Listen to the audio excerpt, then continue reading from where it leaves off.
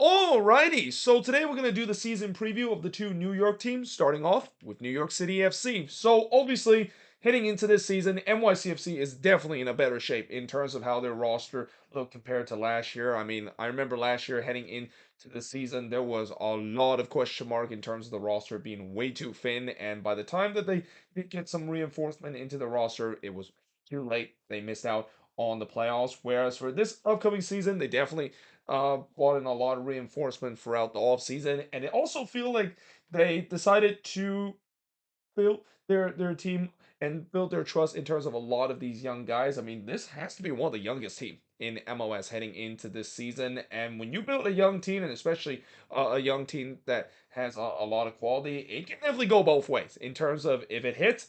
This team can easily get themselves back into contention for the Eastern Conference, but if it doesn't hit, yeah, things could go a little south for this NYCFC team.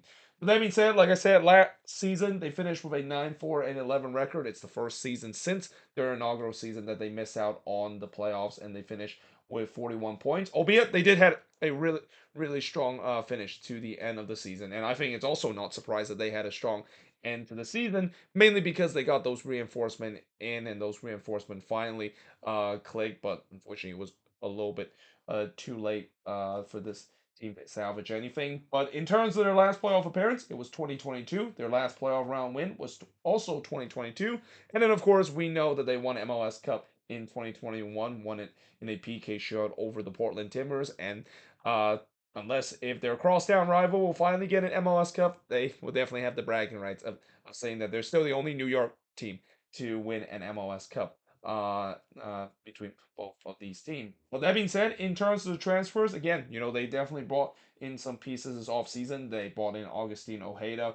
They also signed Andres Pereira on a permanent deal from the Philadelphia Union. I think that's a smart move because I thought that he looked really good last season when he was on loan with this NYCFC team. And then they brought in a guy that I'm not even going to pronounce. I'm not even going to try to pronounce his name. It seems like it's a very hard pronunciation. I'll just let the broadcast do their due in terms of how to pronounce this guy's name. But one name that I can definitely pronounce is Hans Wolf. Definitely one of the coolest name I think in the league. Being bought in. They also bought in their another goalkeeper in Thomas Romero, and then in the draft they bought in Malachi Jones as their super draft pick. Now, in terms of players that no longer on this team, you got Cody Mazel, Alfredo Morales, of course, went to the San Jose Earthquakes, Stephen Turnbull, Nico Pille, and then Maxime Chenot, no longer with this team. So Maxime Chenot has been with this team pretty much ever since they came into the league, but they did finally say goodbye to him this off season. And the same goes for Thiago Andrade, a guy that, well, actually, I think they decided to loan him to China, so he's actually not officially no longer an NYCFC player. And it's also kind of weird the fact that he's going to China, a place that a lot of those big name players are actually leaving right now because of the financial situation down there in China, especially in the football world there. But still, he's going to be going to China. And then you also have Samuel Owusu and Jonathan Jimenez decline their contract option heading into this season.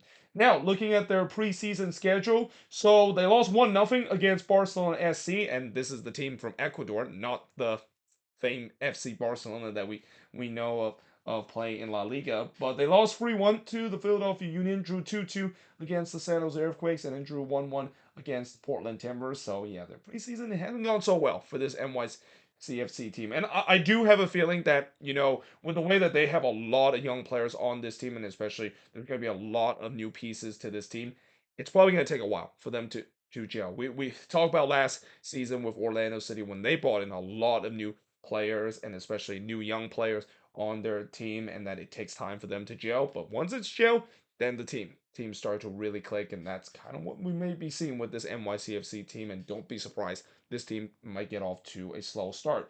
That being said, they do wrap up the preseason and playing one last game in the Coachella Valley Invitational against the LA Galaxy. By the way, tomorrow I'm actually going to be driving to Coachella, and basically on February 14th, I'm actually going to be there to watch the Coachella Valley Invitational. I'll be there at 11 a.m. to watch the Timbers play against the San Jose Earthquakes. And then there's going to be an hour period where I might check out the NYCFC versus LA Galaxy game. But then, of course, at 2 o'clock, I'm going to be going to watch Minnesota play against the Chicago Fire in the preseason. And I'm obviously very excited about that. And for once, I'm going to just enjoy my time because, it's preseason and it's always great to not only see the players of my team in person, but the fact that I'm able to see them up close, considering the ground that it's taking, it's pretty much like a soccer complex. Yeah, it's gonna be very special, and I'm definitely gonna enjoy my time doing so. And this is also where I want to mention that in these next couple of season preview, not these next two, but the one after when I talk about the New York team in the season preview, they're gonna be recorded. So yeah, I'll mention again in those videos that when I talk about preseason schedule, this is pre-recorded from Tuesday, so the result is going to be much different. And also, don't be surprised if what I said in those videos are going to be a little bit different. If there is going to be some big signings that's going to be making during when I'm down there in Coachella to watch the Coachella Valley Invitational.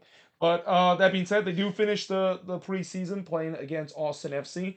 And looking at the first 10 games, they actually will have a stretch where they're going to be playing 5 home games in a row. Now, obviously, for NYCFC, they're still waiting to build or to finish that soccer specific stadium. I say to build. They've already agreed to build the stadium, and it looks like that stadium could be ready in 2026, which is something that is long overdue for this NYCFC team. But for now, they're gonna have to. I think they're gonna be at least playing in two different venues this season, both in Yankee Stadium at City Field, and there's gonna be a stretch where they're actually gonna have 5 consecutive home games in terms of their schedule. But they do start on the road against Charlotte FC before going on the road to play against St. Louis. Then they return home to play against the Portland Timbers and Toronto FC. And by the way, I didn't actually search whether or not the game is taking place at Yankee Stadium or at Citi Field. I mean, it really doesn't matter because both of them are pretty much baseball stadium, and the dimension is pretty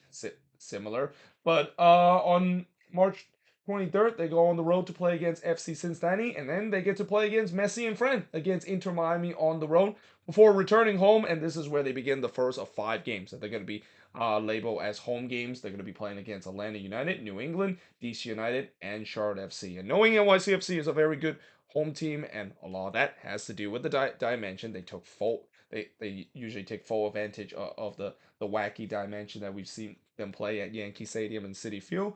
You would expect this is kind of an opportunity where, as much as I said that they might struggle early in the season, especially on the road, consider they're not really a very good road team. When they do get that 5 game home stretch, this is where they can definitely have a chance to get some points and really build themselves up in terms of contention, or at least up above the playoff line in the Eastern Conference table. Now, looking at post Leeds Cup, they do play at home against the Chicago Fire to come out of the gate. Then they go on the road to face against the defending MLS Cup champion, that is the Columbus Crew. Then they go on the road to face against DC United before returning home to play against the Philadelphia Union and Inter Miami. And then they have the New York Derby against the Red Bulls on the road before returning home to play against FC Cincinnati and return home to play against Nashville SC. I'm kind of surprised the fact that NYCFC have a lot of home games down the stretch. In fact, I think 5 of their last 9 games is home games, and this is considering the fact that they have a 5 game stretch. There's going to be times in the middle of the season where they're going to be on the road for a very long stretch, so that's going to be very interesting to see how they're going to do in terms of that, because obviously every team only gets 17 home games. And basically I've already mentioned pretty much 11 of them so far between the first 10 games and then the post Leeds Cup. But as I said, they play against FC Cincinnati on October 2nd before playing against Nashville as their last game of the regular season at home. And then on decision day, they go on the road to play against Montreal. Now, looking at the strength of this team, it's got to be the fact that they have more depth and exciting young talent. I mean, the fact that they have depth heading into this season, it feels like it's a blessing for NYCFC fans. I mean, NYCFC fans has to be very frustrated last season with the way that, their front office not really making the signing that they need, which is kind of a big surprise because CFG has always done well in terms of making good signing, and I have a feeling they're gonna do the same thing with some of the signings that they have made. But the fact that they were really caught out the string in terms of heading into the season with a very bare bone roster, it really surprised a lot of people. But they have more depth heading into this season, and most importantly, more quality depth heading into this season. And again, these exciting young talented players, this is going to be interesting to see how they're going to perform heading into the season. I mean, if it hits, then things are going to go well. But if it doesn't hit, this is where the weakness could come. And again, the weakness will definitely be the inexperience and the growing pain, I think, in the beginning of the season to see these youngsters gel together and get resort. But also, I think the other big weakness is the lack of center back and left back depth. So as much as I've said that they have more depth in their team, there is two area that they desperately need depth. The center back depth is definitely one of them, considering that they no longer have Maxime Cheno, and even though James Sands would be a perfect replacement for that, and he pretty much took over that spot alongside with Thiago Martins. After that, there's a lot of question mark in terms of the center back depth, and then not to mention the left back depth too. I mean, they really don't have. Well, actually, they do have kind of a good quality the left back in Kevin O'Toole. I do believe that he could do very well in this league. He definitely showed some flashes of that brilliance last season. But still, they ideally would want to have a veteran left back on their team. And also, besides Kevin O'Toole, I mean, there's really nobody else on that team that basically can play left back. So that's going to be one area that they're going to have to address in terms of their depth. But mainly, again, this is a team that the inexperience will definitely be a huge weakness, and the fact that this is pretty much almost like a new roster heading into this season. Again, they're gonna be like what we saw with Orlando City, where in the beginning it can be very frustrating to see. It could be in the beginning where they just are not really clicking because of the new roster that they have. And also maybe Nick Cushing in terms of the tactics that he used. I have definitely heard a lot of NYCFC fans have not been happy with Nick Cushing, and I will also not be surprised that when I do that hot seat index, I can put Nick Cushing pretty high up in terms of the hot seat index, because if you know anything about NYCFC is that they don't keep their coach for a very long time. Like, they love to get a new coach in a very quick success session. So I won't be surprised if even though if this team get off to a slow start, pressure is going to mount on Nick Cushing to deliver, because he doesn't really have the excuse this season in terms of saying that, well, we didn't really have a lot of depth, and I was working with a bare bone roster, and that's why things kind of go sideways last season. This season, he doesn't have that excuse. He needs to perform, and maybe even perform straight away. Consider the patience that this fan base and especially this front office in terms of their head coach delivering resort for this team is not very long whatsoever.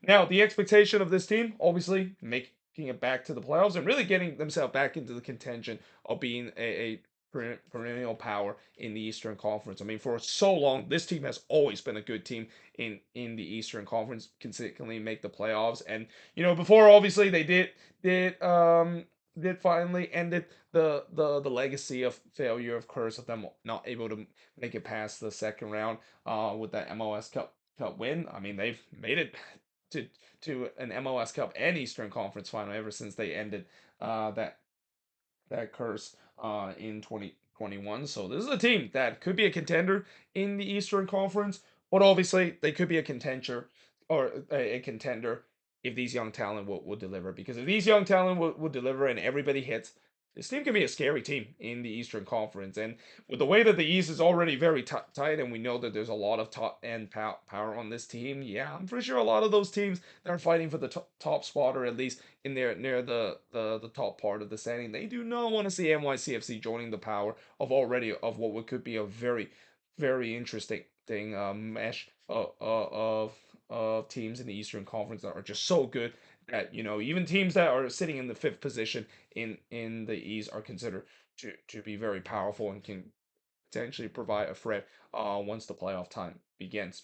But there you have it. That is pretty much it. Looking at NYCFC in terms of their season preview. As always, let me know in the comments below what do you think of this video. And if you're an NYCFC fan, what do you think is the strength, the weakness, and expectation is for this team heading into this season? But until then, hope you guys enjoyed this video. If you do, make sure you guys do like, smash the subscribe button. And yeah, I, of course, will see you guys next time.